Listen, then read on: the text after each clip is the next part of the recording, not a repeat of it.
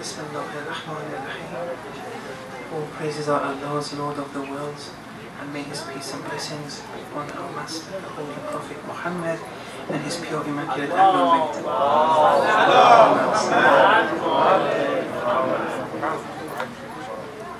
First, I'd like to apologize for the English-speaking audience for taking a considerable amount of time. Inshallah, I'll translate now what I spoke in the Farsi session.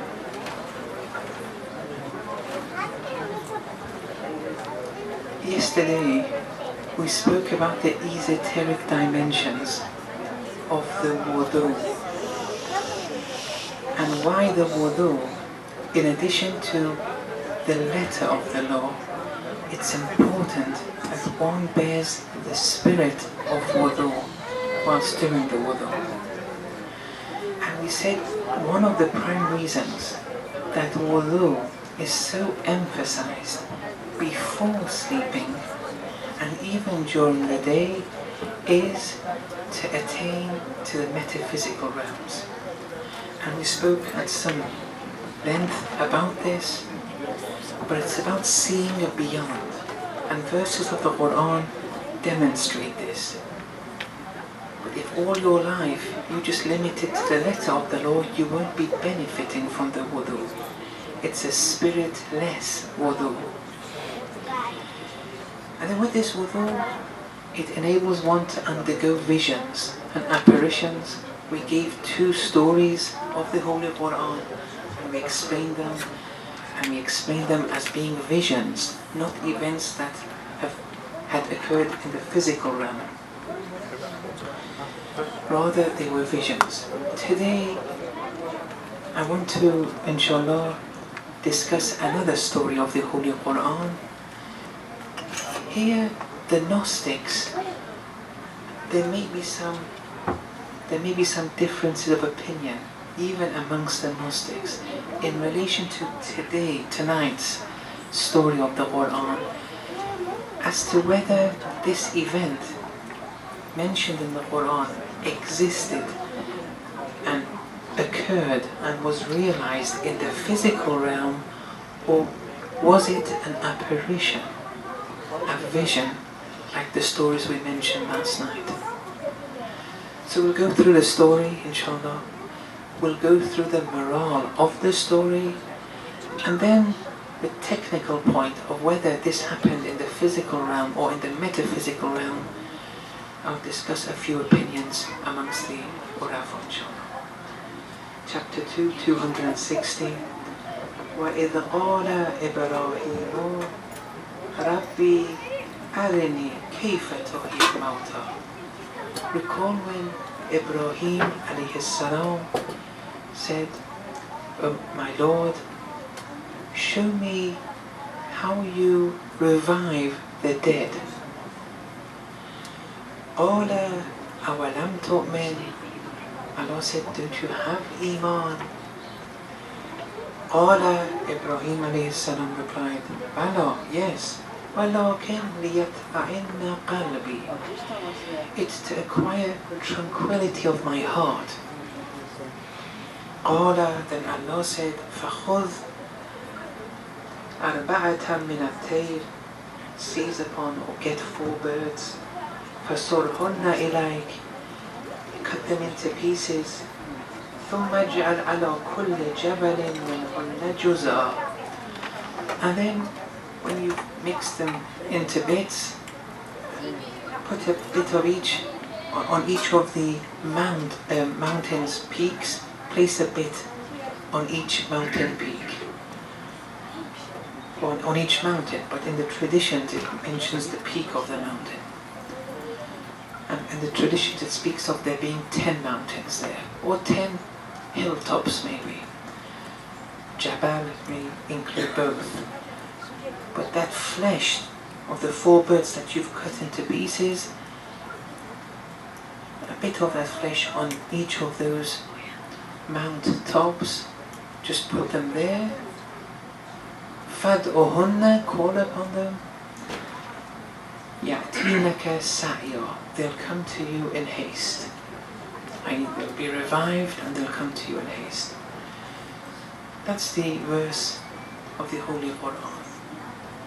Some scholars here want to point to the fact that, look, yaqeen, certitude, has degrees. One is certitude by knowledge, one is certitude by seeing, one is certitude by being.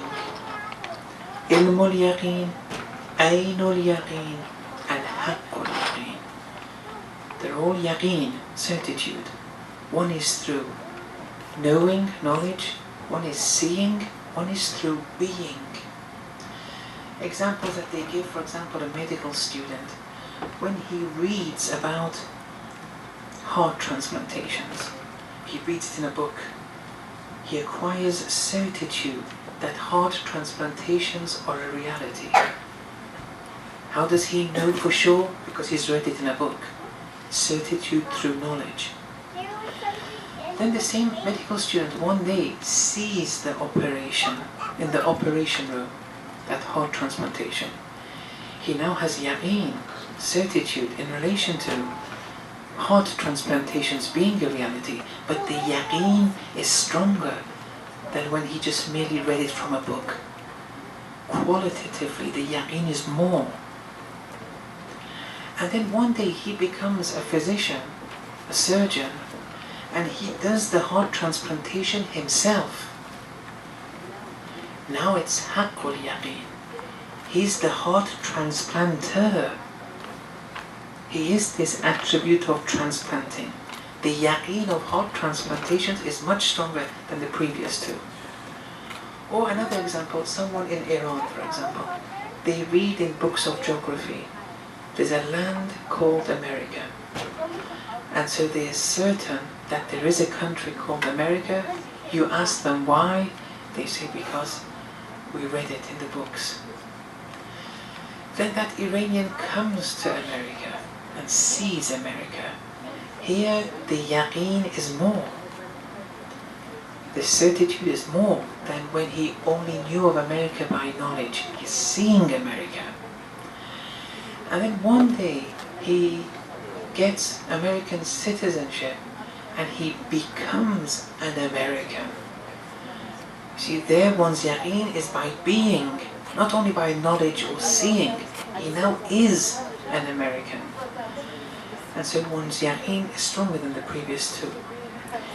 Here, some scholars believe that Hazrat Ibrahim alayhi salam had ilmul yaqeen in relation to Allah subhanahu wa ta'ala. He also had aynul yaqeen in the verse in the Holy Quran, وَكَذَلِكَ نُورِي إِبْرَاهِيمَ مَلَكُوتَ السَّمَاوَاتِ وَالْأَرْضِ. Ibrahim was shown the malakut, the metaphysical dimensions of the heavens and earth. He was shown, not with the physical eye, he saw beyond the physical. But they say that he didn't have haqqul yaqeen.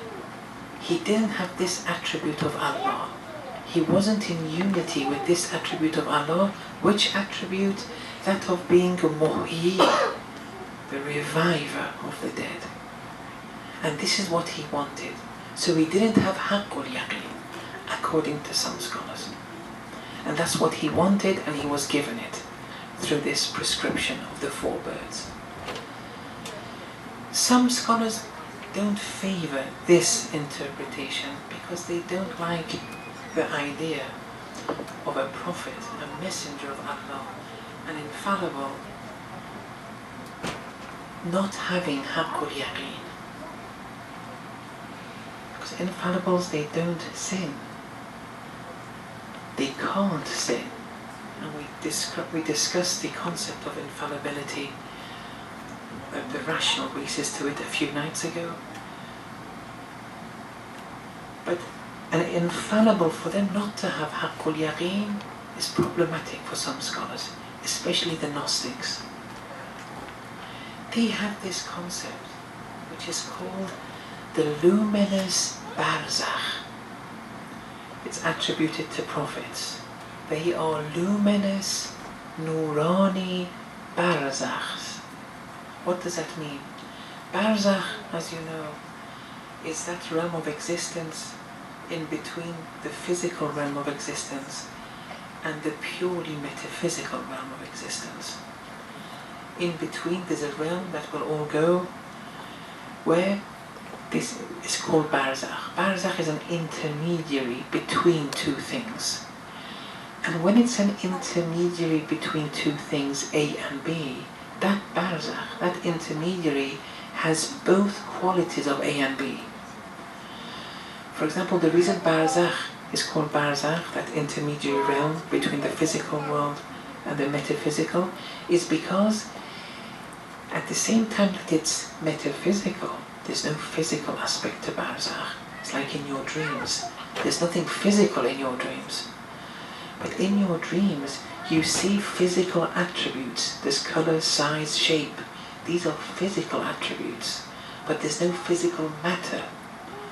So barzakh has a bit of the physical realm of existence, the attributes, not the matter. And also it has attributes of the metaphysical realm, being metaphysical, being matter-free. Now these people are called barzakhs too, the prophets. Why? Because they are intermediaries between Haqq, Allah subhanahu wa ta'ala, and Khalaq, creation, people.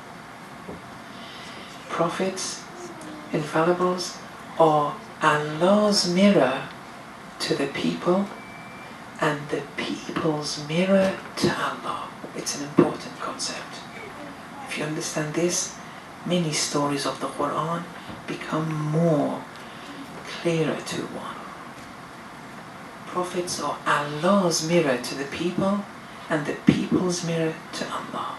What does that mean? Do you know, at night when the moon is shining and the moon says, I am shining upon the land, that shining of the moon, is it independently attributed to the moon, or is the moon manifesting a higher reality? Answer, that light isn't the moon's.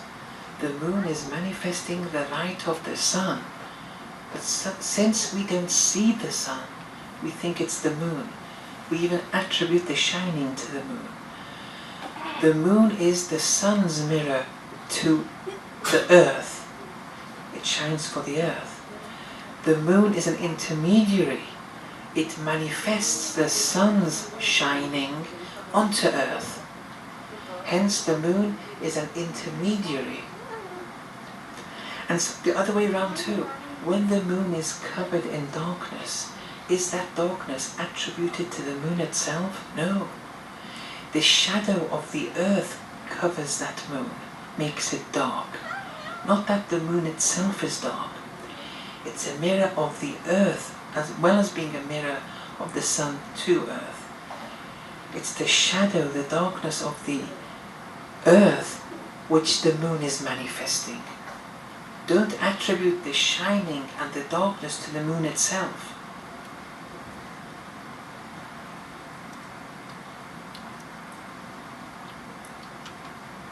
When in relation to the infallibles, the prophets, the disciples of Allah, when we say, for example, ex-prophet, ex-infallible, when we focus a lot on them and regard them as intermediaries, why do we do that? This whole concept of tawassul, shafa'ah, and so on and so forth, it can very easily be misunderstood. Shafa'ah is a reality, it's in the Quran. But that reality which is in the Quran, we see a lot. It's being abused amongst Muslims. Yes, the prophets are manifestations of Allah's attributes. The Imams are manifestations of Allah's attributes. All they're doing is manifesting Allah subhanahu wa ta'ala. don't attribute those attributes independently to the Prophet or Imam. It's like the moon. They don't have anything independently. They're totally empty. It's just that they're manifesting Allah's attributes. And so in these du'as, when you say Ya Muhammad or Ya Ali, Ya Ali, Ya Muhammad, you're not asking any person for anything. If you're thinking like that, it's wrong. That's another issue. But you're solely asking Allah. It's just you haven't understood the concept of Muhammad and Ali, alayhi wasalam. And they're merely manifesting Allah's attributes. In these du'as, you're not asking anyone for anything but Allah subhanahu wa ta'ala. But these people are manifesting Allah's attributes. Like how the moon is just purely manifesting the sun's light. But the shining can't be attributed to the moon itself. So in these du'as, at the end, you're only asking from Allah, but Allah manifests in this world. Everything is a manifestation of Allah's attributes. But some things manifest Allah more than other things. That always has to be kept in mind. In the Arabic language too, in medieval Arabic, when they would say Zayd is alim, Zayd is knowledgeable, sometimes they would attribute the knowledge to Zayd himself.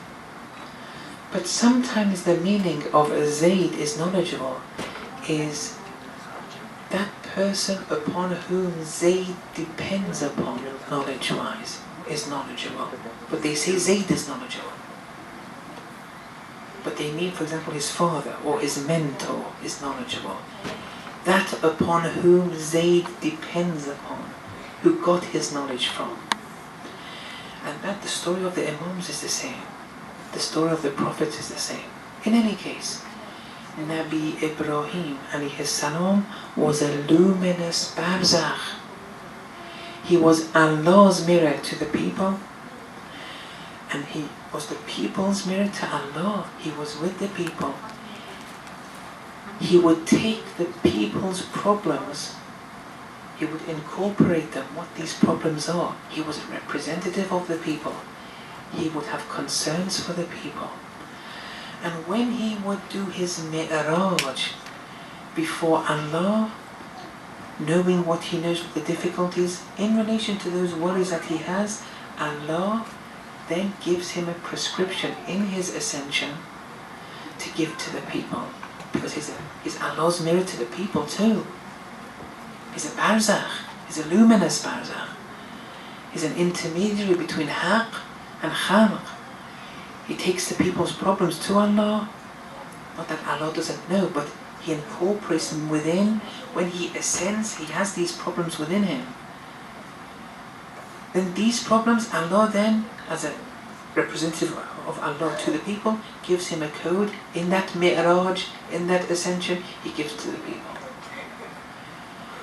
What did he take to Allah in this story? When it says, أَوَلَمْ تُؤْمِنْ, don't you have Iman? Well, of course Hazrat Ibrahim had Iman of the highest degree. He was a prophet, messenger. He was one of the Ulul Azm amongst the messengers of the 5. So what does this mean? Here he's a barzakhi, he's a luminous barzakh. When he says, أَوَلَمْ تُؤْمِنْ, he says, yes, but for itmi'nan of the heart, it's for my heart's tranquility I want to do this. The people's problem, the people that he's representing, is that these people don't have itmi'nan, tranquility of the heart. They're Muslims, they're believers, but they don't have tranquility of the heart. Not that Nabi Ibrahim doesn't have it. Of course he had it. But he's that representative. He's taking the people's problem, the people's mirror, to Allah. What was the people's problem that he's taking to Allah? That the people didn't have itmi'nanul qalb. They didn't have tranquility of the heart. And then Allah gives him a prescription to give to the people.